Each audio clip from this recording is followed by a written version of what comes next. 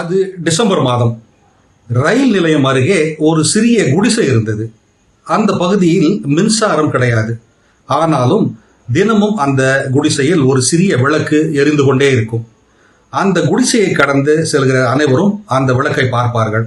ஆனால் யாரும் ஒன்றும் கேட்க மாட்டார்கள். ஒரு நாள் கல்லூரி மாணவி ஒருத்தி, அம்மா, தினமும் ஏன் விளக்கு ஏற்றுகிறீர்கள் என்று கேட்டார்.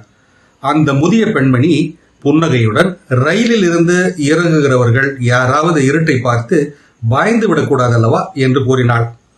அவர்களுக்கு வழியை கண்டுபிடிப்பதற்கு விளக்கு வெளிச்சம் பயன்பட்டால் போதும் என்று கூறினாள். அடுத்த வாரம் அந்த மாணவி இன்னொரு விளக்கை கொண்டு வந்தாள். அடுத்த நாள் ஒரு கடைக்காரர் மெழுகுவர்த்தி ஒன்றை வைத்தார்.